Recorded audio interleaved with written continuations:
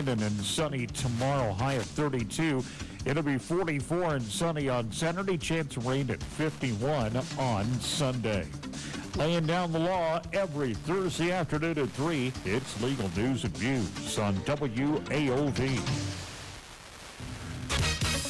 From the 97.7 WAOV studios at 6th and Bussern Streets in downtown Vincennes, it's time now for Legal News and Views.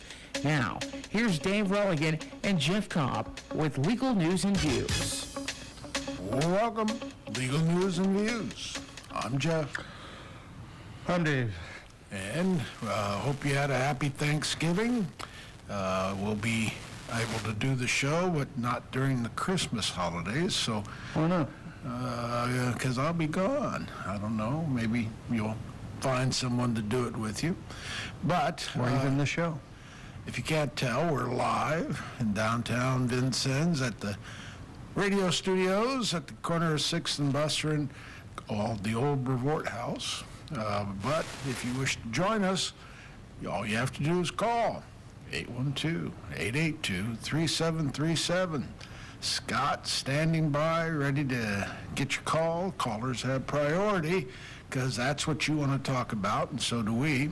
Otherwise, Dave and I will talk about things that interest us and hope it interests you as well. Was that a legal news or a view? And view, not or. Oh, really? Yeah, Dave and I get to choose. You don't. Yeah, you There, do. so there. You call in and Well, yeah, you call. redirect us. There you go. All right. Your Wi-Fi is sketchy. Would you wish for me to lead off? Just lead off, Jeff. All right. Well, let's go with breaking news. The murder of the CEO of United Health Insurance, largest health insurance company in the United States. He was in Manhattan. Apparently there was going to be a shareholders meeting. He exited a hotel that he was staying in, and a young masked man shot him dead and got on a bicycle and rode off. This story becomes more and more interesting. Turns out that United Healthcare was under investigation by the Department of Justice and the Attorney Generals of Maryland, Illinois, New Jersey, and New York, based on alleged insider trading. What happened is these companies were almost to be sued, but before they were sued and perhaps driving down the price of the stock, some $3.3 billion in United Healthcare stock was traded. Now, is that connected somehow with the shooting? No one knows. But what they do know is that the killer left 3 bullets at the site of the assassination. I think the bullet said something like delay, deny, depose.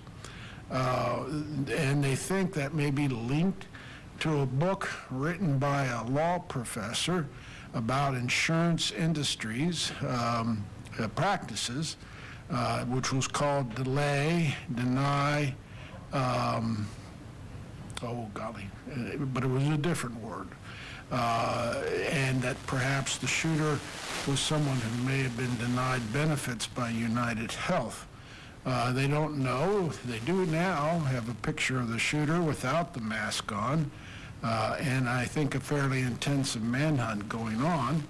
But that is something we'll probably have a follow-up on in the next week's show. Also, breaking news, as my partner says, left me here alone. I have no idea what kind of an important phone call that would be, but this United States Supreme Court held a hearing on Tennessee law which prohibited providing medical assistance to underage, which would be someone under the age of 18, for gender transition. The case is United States versus Skermeti, and the law was challenged by the American Civil Liberties Union, mostly arguing that the Equal Protection Clause made the law unconstitutional. Supreme Court, of course, asked questions, and based on the questions, seems to be headed toward upholding Tennessee's ban, somewhat famously or infamously. One of the, Justice Sotomayor said, oh, these pills are just like taking aspirin, which has caused some derision on the basis that, no, they're not like taking aspirin. They halt the development of certain sexual organs. That decision probably won't be for several months yet by the Supreme Court, but it is a controversial case. And still here alone, but I guess we'll go through all of my material. Daniel Penny, follow-up. If you don't recall Daniel Penny, he is the ex-Marine who was on a subway in New York when Jordan Neely, a 30-year-old homeless man with schizophrenia and high on drugs, got on the subway shouting death threats. That caused Penny to grab him from behind in the chokehold, and Neely dying later on. We've talked about this case before and some of the evidence involved as whether or not the chokehold caused the death, but it was clear that Neely, the decedent, was high on K2, a synthetic marijuana, and that he had a lengthy criminal record. The update is that the case has now gone to the jury, and probably will have a decision within the very near future, though not here as the time of this show. The other update is that Penny has been sued by Neely's family for wrongful death. Now, that is, of course, a different burden of proof. The criminal must be beyond a reasonable doubt, and surely there's doubt, but in a civil case, all it is a preponderance of the evidence. So I'm not sure if Penny has insurance or coverage, but he has that to look forward to. All for trying to keep people safe on a subway. And follow up, we told about the dolls made by Mattel, based on the musical Wicked, which of course is now playing in movie theaters. The dolls apparently had a website on the package, which was an adult website. And we told that story, and the follow-up is, and this was predictable, a woman in South Carolina is now suing Mattel after she purchased a Wicked doll for her minor daughter. It's a class action suing Mattel for the packaging. There are people out there always looking for class actions. We've told these stories before. People claiming a quarter pounder wasn't a quarter pounder. People claiming that, what was it, King's Hawaiian bread wasn't made in Hawaii. All sorts of claims, oftentimes by people seeking to get rich. And if the time is accurate, I'm going to go to the first break here on Legal News and Views. It's 97.3, 97.7 FM, 1450 AM, 812-882-3737. Please call and help me out. Advertising on radio offers several advantages to make it a valuable marketing channel for businesses. Number one, a wide reach. Radio has a broad reach, reaching millions of listeners across different demographics and geographic areas. Targeted audience. Radio stations often cater to specific demographics or target markets. It's cost-effective. Radio advertising can be more cost-effective compared to other traditional media channels like television. This makes it a viable option for businesses with smaller advertising budgets. Frequency and repetition. Radio allows for frequent and repetitive exposure to your message. Immediacy and localism. Radio provides real-time information and local content, making it a popular choice for immediate promotions and local advertising. Flexibility and creativity. Radio ads offer flexibility in terms of ad duration and format. This flexibility allows for creative storytelling, engaging jingles, or even celebrity endorsements, depending on the objective and budget of the campaign. Mobile and on-the-go audiences. Radio is a mobile medium, often consumed while people are commuting, driving, or engaging in other activities. This means your message can reach a captive audience during key moments when they're receptive to hearing about products, services, and promotions. And lastly, emotional connection. Radio has the ability to create an emotional connection with listeners through voice, sound effects, and music. Well-crafted radio ads can evoke emotions and capture attention, enabling advertisers to establish a deep connection with their target audience. To learn more about advertising with TOC Direct Media, visit originalcompany.com. And we're back, Legal News and Views. I'm Jeff. Dave's here somewhere, but he's not actually on the radio. Dave, oh well. Continue on call if you have any question. 812-882-3737. We did the story recently of the outdoorsman, a gentleman named Dustin Kjersem, Kjersem. He, avid outdoorsman, would camp out. He had a tent and camped out along the wilderness in Montana. He was supposed to pick his girlfriend up. When he didn't, she got worried, drove to the camp area and found him dead in his tent.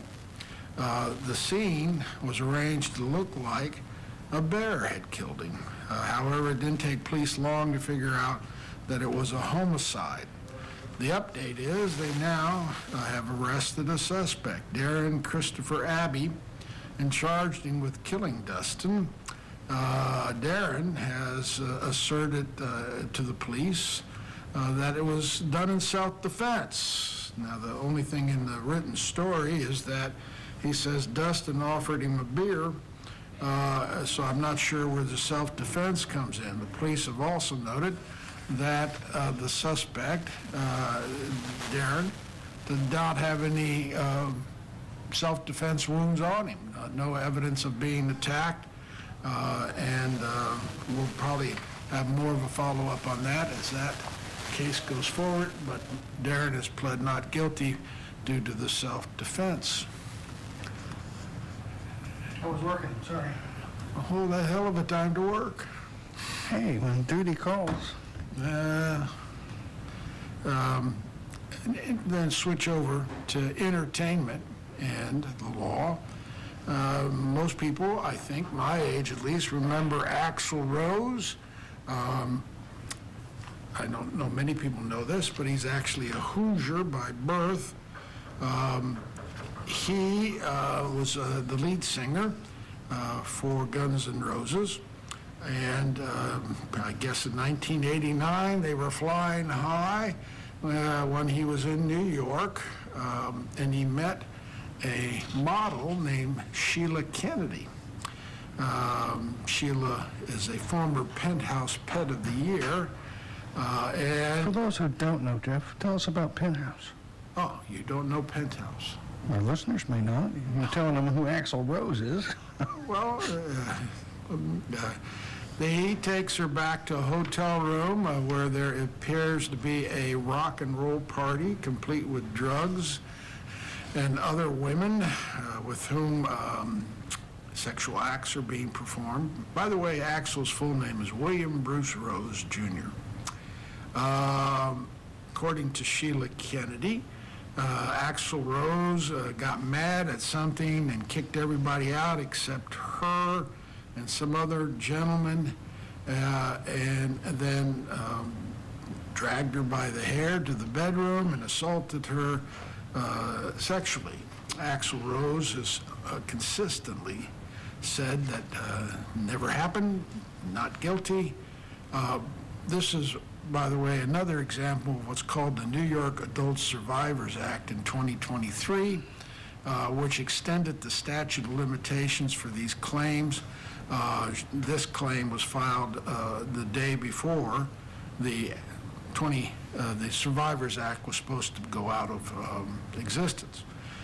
So it's been settled, undisclosed amount, no finding of fault or guilt, but Axl Rose has apparently gotten himself out of this scrape. You're not a golfer, are you, Jeff? No. Well, this guy in Florida killed some guy with a golf club. Who? Junior Boucher, 36, faces first-degree murder charges for the death of a man identified by police as... Do you know which club? Was it an iron or a I don't know what wood? you use. It was on the first hole, so it could have been a driver. Is Brian Heidelbeidel. That's actually his name, at Sandhill Crane Golf Club in West Palm Beach.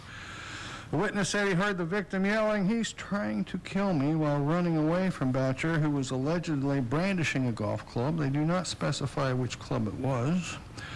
Boucher allegedly began beating this guy with the golf club, striking him in the head, and then chased him toward a pond on the golf course first hole.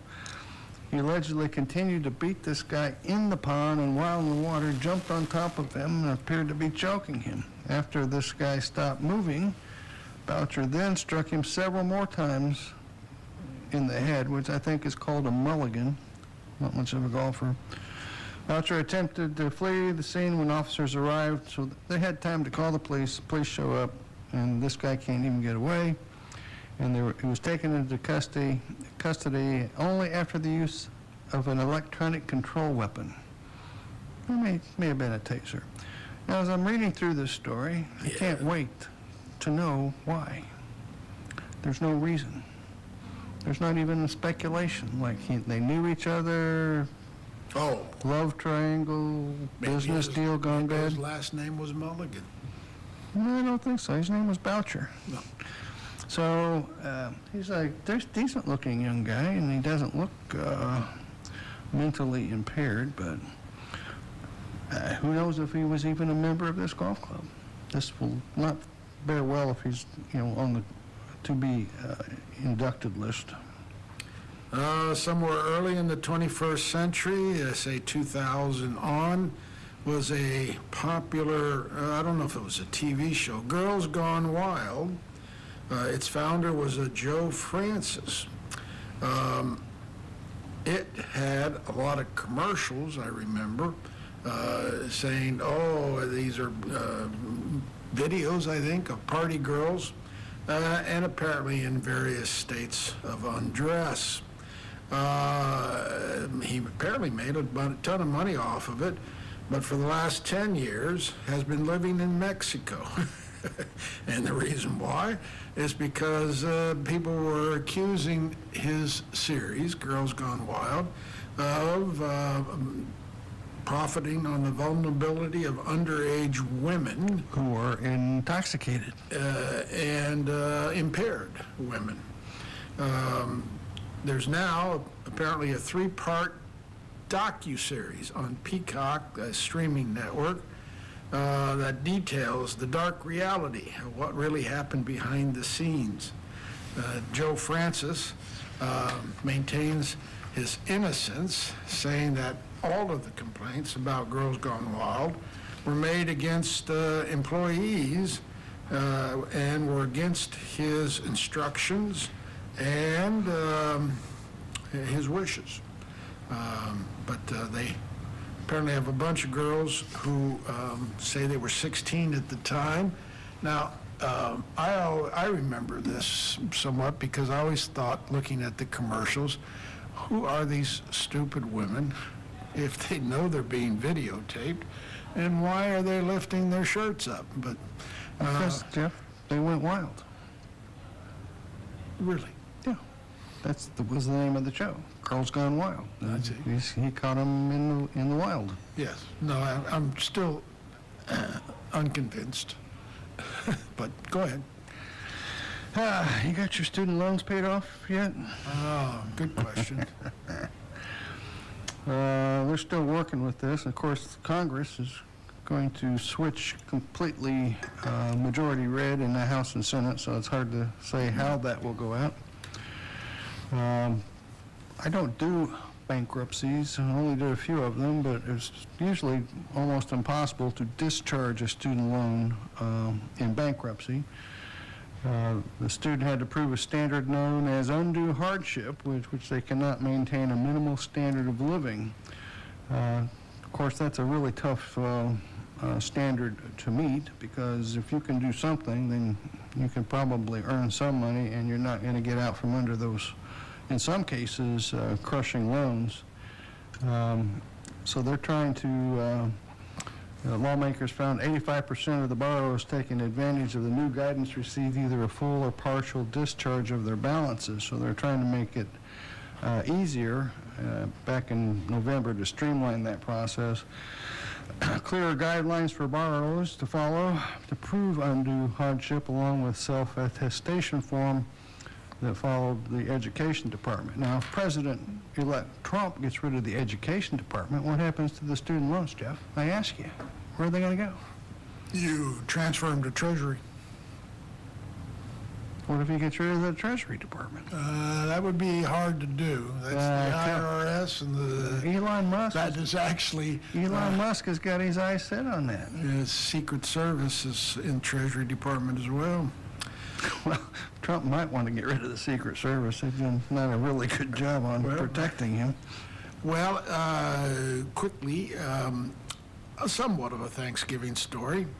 Los Angeles, known for many things, but it is also known as the clogged capital of the United States, especially on what people sometimes call Black Friday, what they call in Los Angeles Brown Friday.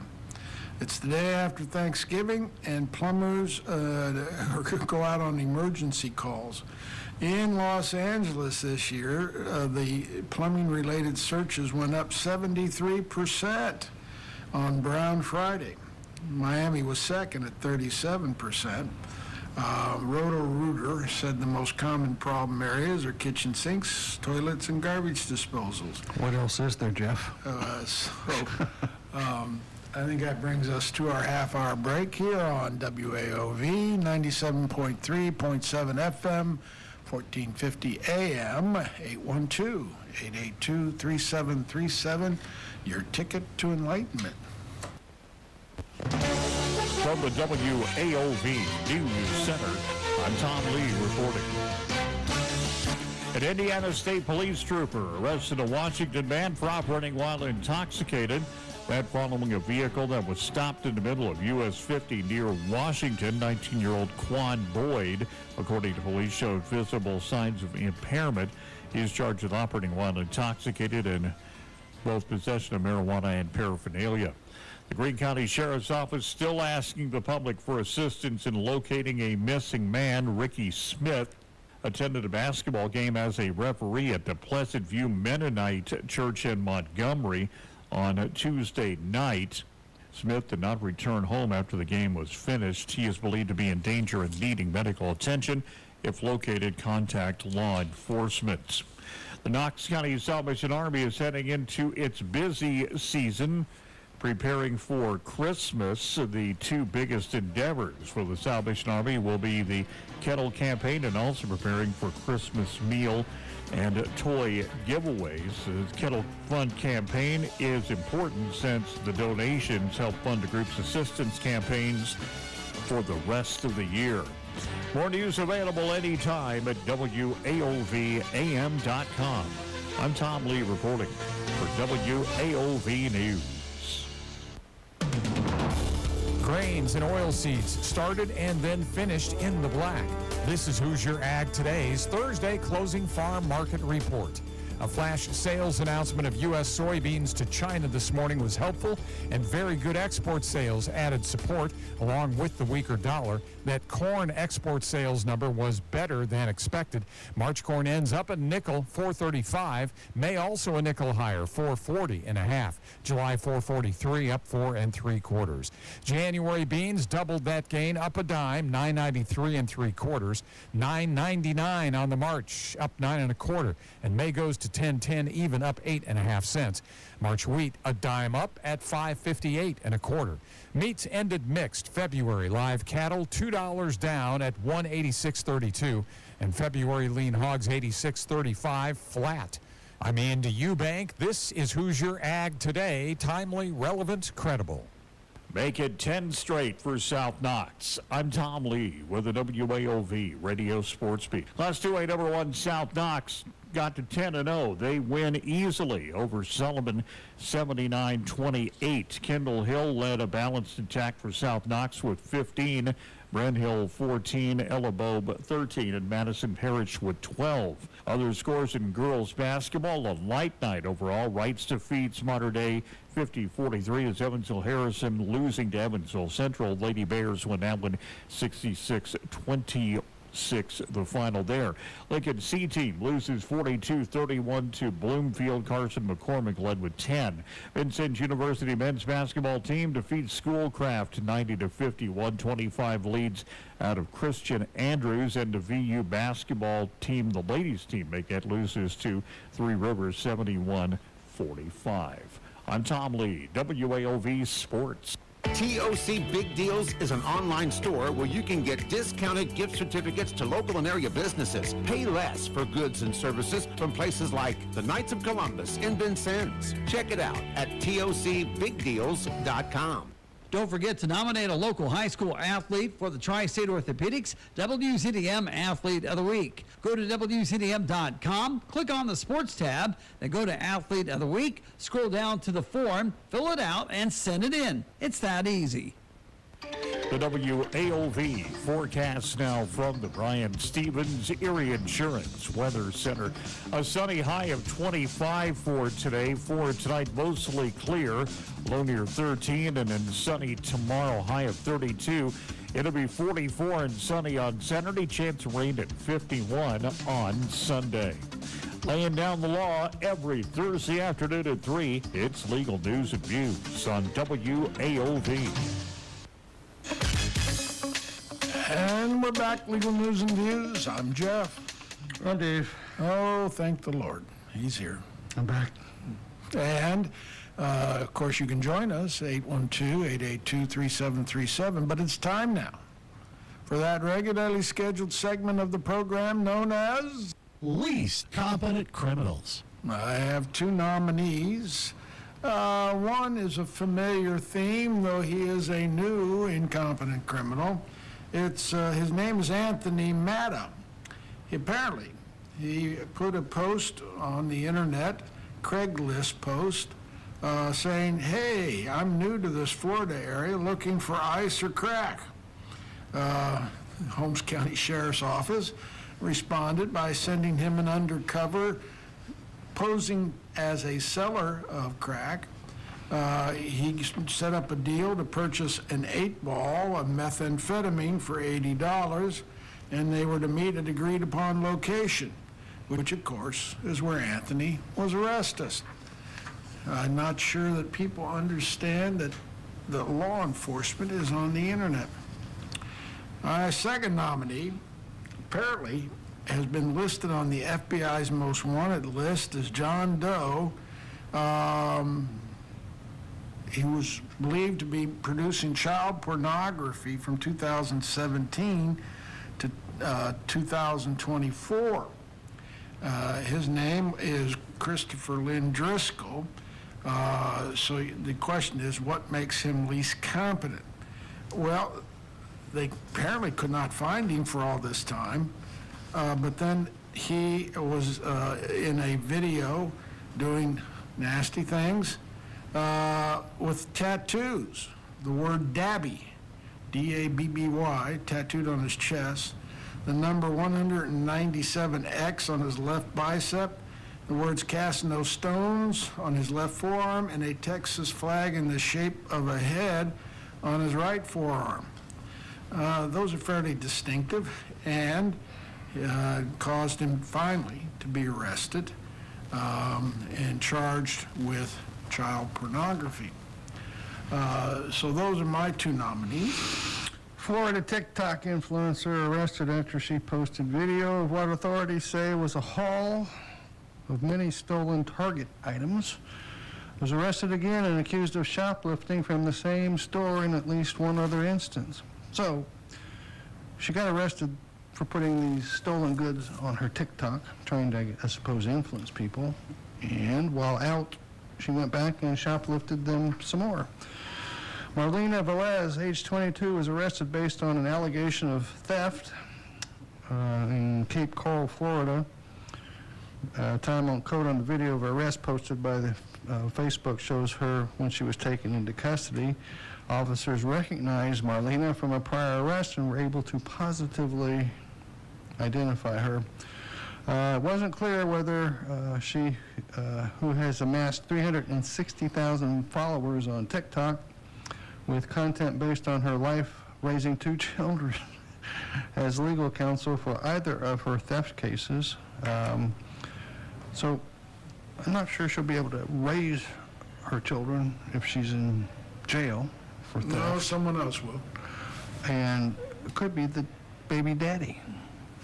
Who knows? But if you're going to do a crime, Well, don't post it on Yeah, the internet. that is the lesson today. And that brings to close this week's. Least competent criminals. Thank you very much. Excuse me, I'm going to turn now to 2 cases from Indiana. If you drive on I-70 in Indianapolis, you cannot miss the fact that there is a huge FedEx hub used for planes to fly in and then to distribute packaging. Apparently, FedEx has been working in conjunction with the Marion County Prosecutor's Office to locate stashes of cash being shipped by FedEx, and not too long ago found a package of $42,000 in cash, which was seized and turned over to the prosecutor's office. Now, if you're not familiar with what's known as RICO, which is aimed at organized crime, typically if the prosecutor can show a crime in the cash transaction, Racketeer Influence Corrupt Practices Act, and RICO. they will keep the cash. It'll be forfeited. In this particular case, however, the cash was being sent to Henry and Min Chang out in California. They are a jewelry shop, small jewelry business in California, and they had done custom work for someone on the East Coast, which was then FedExing them the money. The Changs filed a class action lawsuit, which means, hey, we're not the only ones who have been hurt or injured, and we're going to sue for everybody. According to what they found out so far, the Marion County Prosecutor's Office has sued to forfeit $2.5 million in currency from at least 130 FedEx parcels. Now, because of the lawsuit, Marion County prosecutors have sent the money to the Changs. Hey, here you go. But so far, they haven't dismissed the lawsuit. It's however you look at it, you have law enforcement, and it's a legitimate statute and a legitimate purpose, but then you have civil liberties groups saying, hey, you can't be taking people's money, and you ship packages. What's the harm in shipping cash? Money laundering, Jeff. Try to keep up. California's had a lot of wildfires and other places. One of the problems is insurance companies are either raising their premiums really high or just dropping policies in California altogether. Allstate refuses to accept new customers, while Liberty Mutual and State Farm have stopped renewing plans for tens of thousands of customers, some of whom have been with the company for decades. And if that insurance gets canceled, as you may know, if you have a mortgage on your house, they require you to have insurance on it. And if your policy gets canceled and you are not able to replace it, what we used to do here, at least in Indiana, it was called forced place insurance, where the bank, to protect its lien or its collateral in the house, would pick out insurance, and it was usually much more expensive that you would have to pay to make sure that that asset was protected. This one family said they'd been with State Farm for 75 years. They sent a letter in July saying they would keep us if they could, but they had no choice and were canceling them. And I think the insurers are, with the hurricane-prone places, are also either raising the rates or getting out of the business altogether. So, Jeff, what would you do if your homeowner's insurance canceled you? I'd get other insurance from somewhere else. Where, Jeff? Where would you get it? Well, there's nearly 100 different insurance companies offering homeowners insurance. But not if you're in a high-risk area where your company has pulled out. So don't you think the other companies have underwriters? It's not my company. You just go get other insurance, yes. But what if no one wants to insure you, Jeff? Because you're high risk. I think there are state laws that provide coverage of some sort in that situation, or prohibit redlining of certain neighborhoods. Redlining is completely different. But I think there are state-based programs run by the state of California or Florida or Indiana. Florida does, I know for sure. Where they would say, it's like high-risk health insurance. If you can't get anyone to insure you, you have to go to the state program. So that's why I don't live in California, among many other reasons which escape me.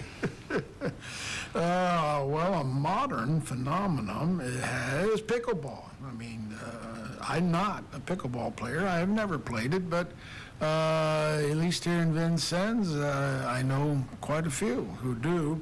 And it's kind of predictable that there'd be somebody who saw this as a business opportunity. There's a gentleman named Grubbs who lives in Brookville, a suburb of Indianapolis, who did see this as an opportunity, and he started a pickleball equipment company with internet orders. He also apparently went out and solicited and received large sums of money from investors in the pickleball business. What kind of pickle does he find himself in now, Jeff?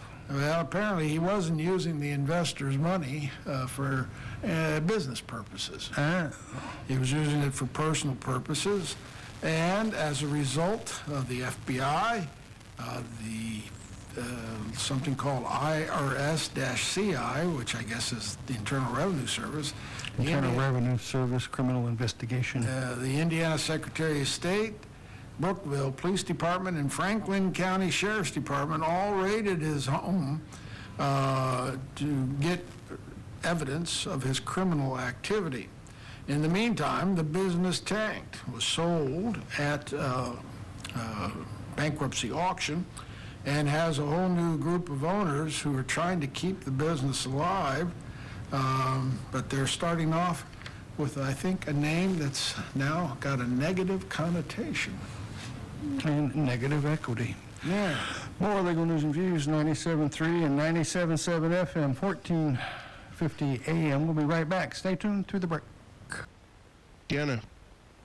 Family-owned doesn't describe many companies today, especially in the construction industry. That's why Quality Supply and Tools stands alone. That, their customer-first approach, expertise, stocked inventory, a full-service warranty center, and a new location. Attention all builders and contractors in Lafayette. My name is Luke Dill, the new branch manager of our location. Our one-stop shop has everything you need for your next project, including concrete supplies, tools, and a variety of other building materials. Come check us out and take advantage of our expanding inventory. Now in Lafayette, plus Bloomington, Jeffersonville, and Indy. Quality Supply and Tool thinks outside the box. Store.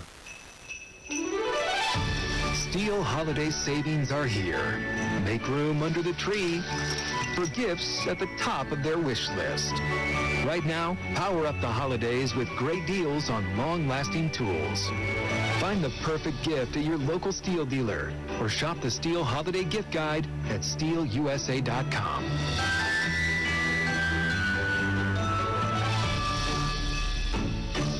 Here's another community announcement for you on WAOV. Annual memory screenings should be part of everyone's health and wellness routines, even if you're not currently experiencing memory problems. The Alzheimer's Foundation of America offers free memory screenings every weekday with no minimum age. You can get more information by contacting the Alzheimer's Foundation of America at 866-232-8484 by going to alzfdn.org. You know about 1450 AM and 97.7 FM, WAOV. But now there's a third way to listen to the talk of the town, 97.3 WAOV.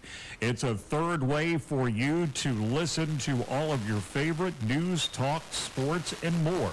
It's all right here at 1450 AM and 97.7 FM, and now at 97.3 FM, WAOV.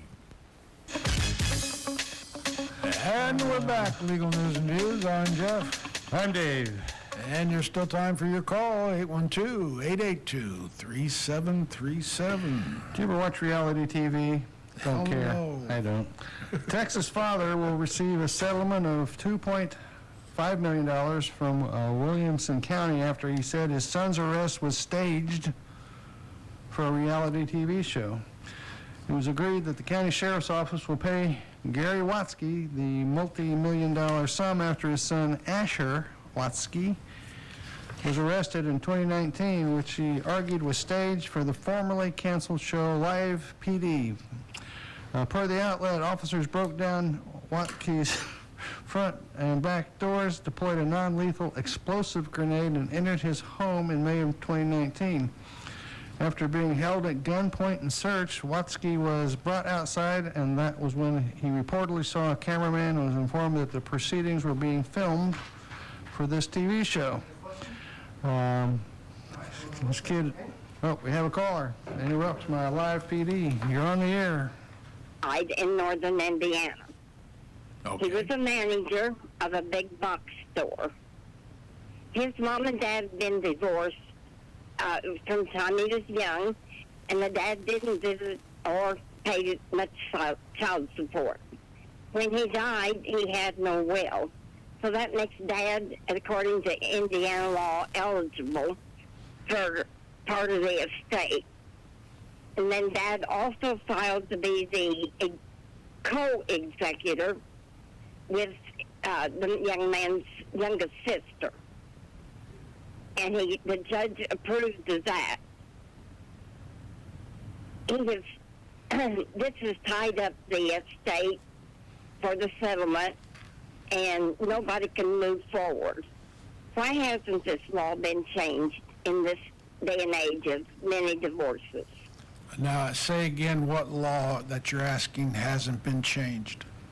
The estate laws that the dad gets 1/3 of the estate and the mom gets the other third. The children get the rest of it. They were still married then at the time of death? No, they were divorced when the child was young. And the death was... And then the judge approved him to be the co-executor. Who died? The child or? The child died. Oh, young well, son. that's, when the child dies, they first look to see if the child was married. Obviously, the child too young, not married. They then look to see if the child had children, and obviously too young, didn't have children. They then look to see if he had parents, and in this case... They're looking for a will in there somewhere too, aren't they? There's no will. Well, no, that would be what we call intestacy, and these are the laws of intestacy. So the father is able to get an inheritance or part of the child's share because the child was too young to have a will, I assume. And if that would have been true even if they had never been married and the paternity was established? Yeah, that's correct. It's just the laws of intestacy are an effort to approximate what the person would have done if they were able to do a will. It's also to incentivize you to do estate planning and not let the state do it. Now, the tragedy here is it's, I assume, a minor child who died and wasn't able to make a will. He just didn't think he needed it, which 35 young men don't. Exactly Oh, so. no. The thing is, the dad hasn't been in the child's picture. The dad was hated, and here yet the laws is written so that he still gets some of the money. Well, that is strictly because of his status as the dad. Then that's because the But it needs to be changed. Well, I'll tell you from experience, 48 years of it, it's not going to be changed because if the person had the right to make a will and they didn't make a will, they're going to continue to assume that the parents should get a share. Even estranged But I parents. know this is happening to many, many, many other people. All right. Well, then, again, I assume from my experience that over half of the population who are adults and can make wills haven't made a will. Right. And this is an example of why you shouldn't put it off. Right. I know that. I understand that. I just feel like that there should be somebody that tries to get this law changed. Because with all the divorces and all the hatred that comes between families and Well, stuff, it's just not right. well, the other And side. they wouldn't pay support. Well, yeah, but you see, what you get into is that's a can of worms, because then the father could say, well, I wanted to be in my kid's life and the mom wouldn't let me, or I couldn't afford to pay support. There would be a million reasons, and you would be, Oh, I know. you'd be litigating every case saying, well, this dad should share in the estate. This father is a no-good rascal. He shouldn't get anything. So it's kind of a blind justice approach to distribute the child's estate. So yeah, I just want people to be aware that this is the case, and maybe some more people will get a will. Well, that is a good reason for your call, and I agree with it. yeah, People should get a will. Jeff sells those, you know. Well, the firm Right. provides estate planning, yes. Yeah, it's a tragic situation, and what is it? What's the old saying, Jeff? That hard cases make bad law. Bad facts make bad law. Yeah, so these are bad facts. If you have let's just say a deadbeat dad that was not involved and then shows up out of the woodwork to cash in, it's a tragic situation. And then there are so many divorces that there are so many people end up in this kind of situation. Well, what I tell people when I do a divorce is you might want to consider some estate planning now that you're divorced, and change the beneficiary status and do some estate planning. But even that would not cover your situation, because it would be Right. the child, not the mother or father who was a divorce client. Because the young man was a manager of a big store, and, he knew, I'm sure, but he just didn't do it. No, it's easily put off. Yes. Okay, that's all I wanted. I just want people to be aware that this is our law. Well, I thank you for your call, and I agree. Okay. I agree with You're welcome. what you're saying. All right. And thanks for listening. Okay, thank Thanks. you. Thank you. Bye-bye. Bye. Were you in the middle of the story? Well, apparently this kid had just appeared in court, and then this staged arrest, they said was for other charges. But the lawyers, they damaged the property, the kid got hurt. They said, you had these charges, he was in court today, why didn't you arrest him then? Without the cameras and without the, violence. So that turned into $2.5 million for him. All right. Sort of an Airbnb cautionary tale. A Connecticut man rented an Airbnb, I think a condo, down in Florida, Volusia County. It was DeFusco is his last name, Joseph DeFusco, age 56, and apparently brought with him a whole car full of firearms because for unknown reasons, he began firing bullets toward the condominium complex. According to police, over 200 bullets were fired. Police tried to negotiate with him, and every time they did, he just simply starts shooting some more. That gentleman is now dead, killed by a Florida sheriff sniper. What was the teaching point on that story? Don't rent your condo out on Airbnb. Where was I? Well, Here we go. This guy, poor guy in Texas, he got pulled over while test driving a truck.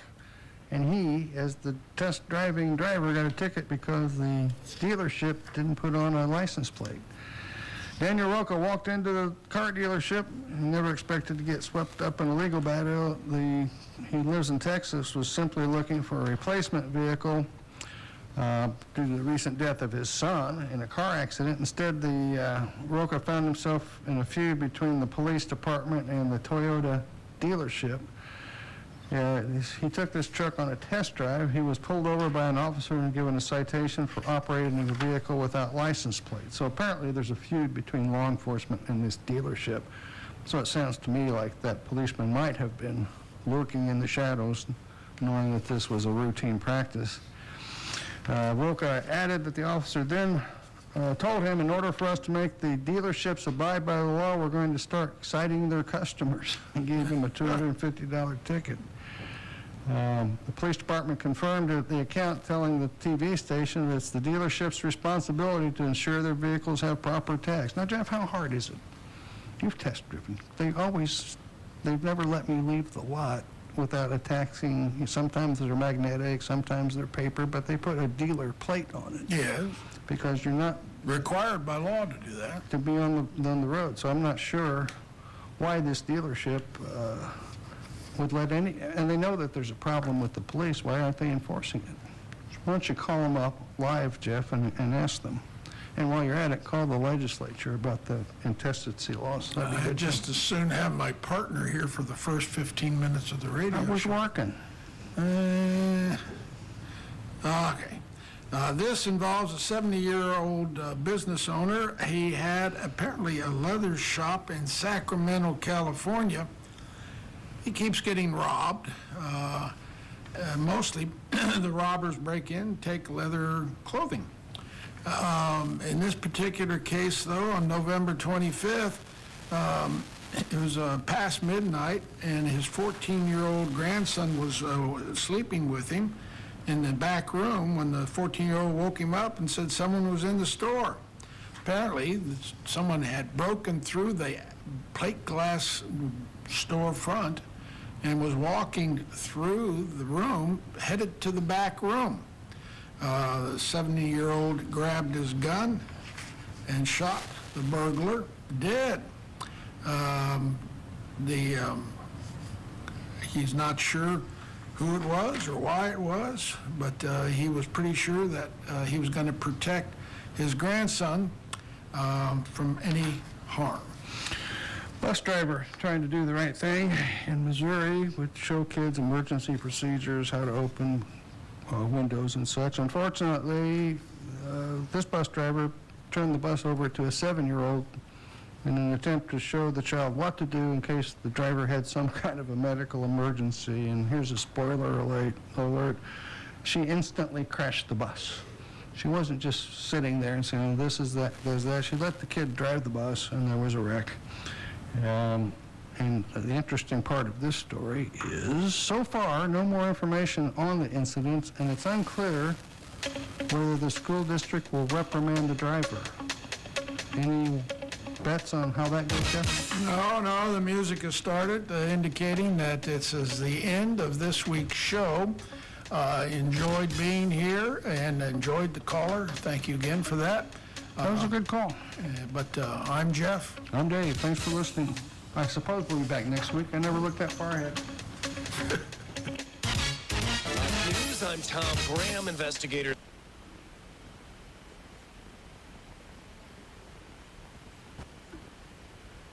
Alexis McAdams explains. Deny, depose, and defend. What's that all about? Well, according to sources,